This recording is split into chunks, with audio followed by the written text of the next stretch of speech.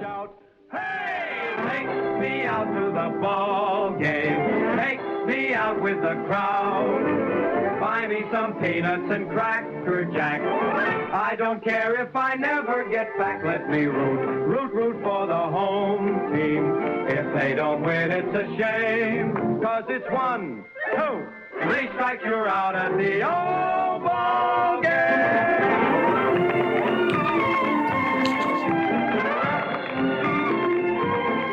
The safety of sports has been a topic of debate across the world for an extended period of time. However, no discussion of global sports can start without football. Dubbed the beautiful game, football can be traced back as far as 2,500 years ago, when many forms of the sport were played historically. Over time, football has evolved into the sport as we know it now, and as the game has become more contemporary, rules and regulations have been put in place to ensure the safety of players. The main areas of discussion will be studies done by universities and scientists investigating the possible neurodegenerative diseases it could cause. The FA are the safety regulator for football here in England and are accustomed to the idea of heading footballs being potentially dangerous. Therefore, they have produced the following guidelines. As you can see, for under 7s to 11s, it is stated that heading should not be introduced, as at that age range, football should be purely for enjoyment and learning. Under 12s and 13s are advised to limit the amount of heading they do, as it is seen as a low priority. However, it further states later on that this is only guidance. Therefore, if the coach feels it is necessary, they can head the ball more frequently. Finally, for under 14s to 18s, the advice ranges from limiting the amount of repetitions during training for the younger age range. However, the older side, who are under 18s, should begin to use a variety of heading situations similar to game scenarios. Here's an interview with local student and football enthusiast Dylan Swain on his experiences within the game.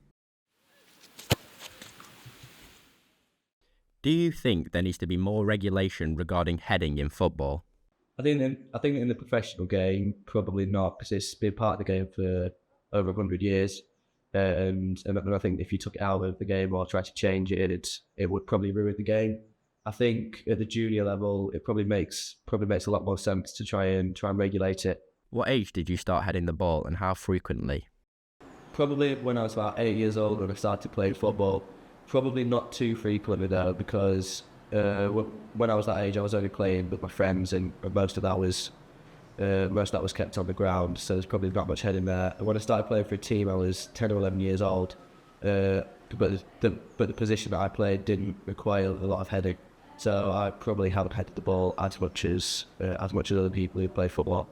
Do you think heading the ball correlates to any neurodegenerative diseases?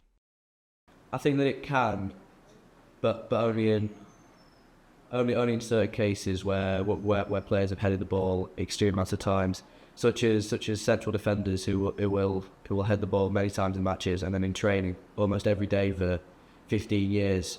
When they'll be heading the ball quite a lot, that can lead to issues later in life. The issues revolving around heading in football seem to be becoming more prevalent as time goes on. People are beginning to discuss its potential impacts.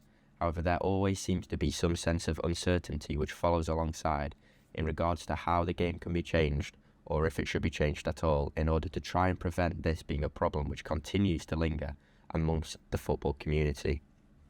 The following are clips from large media outlets expressing their opinions on the matter. The football heroes of the past are celebrated in Burnley, particularly the title-winning team of 1960. But this town, like many others, are confronting the darker side of football, the possibility, even the probability, that the game these men loved is now killing them. 6 of these smiling faces have died with dementia.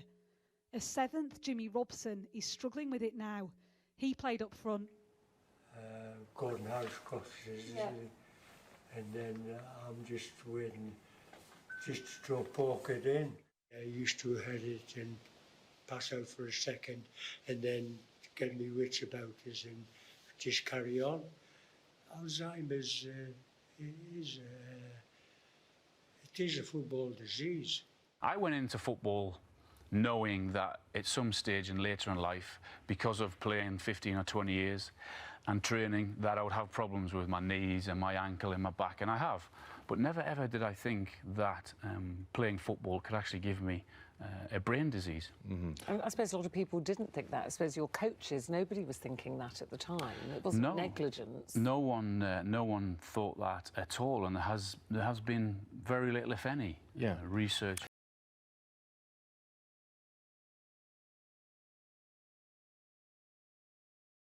I know they say from the younger studies, it says they shouldn't head from around this age of 7.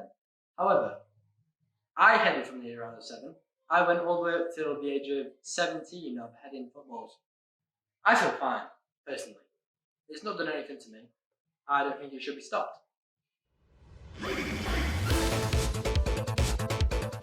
In conclusion, heading will always be an integral part of the beautiful game of football. However, through my research, I have learnt it is important that we ensure balance between the traditions and passion we have for the sport, with the health and safety of the players. It is clear that impacts can be devastating and the outcome of dementia doesn't seem to be a rare occurrence. However, I feel as though this is less of a sign to leave our sport behind, but more to inspire to work towards safer practices and more research so we leave a better game for future generations.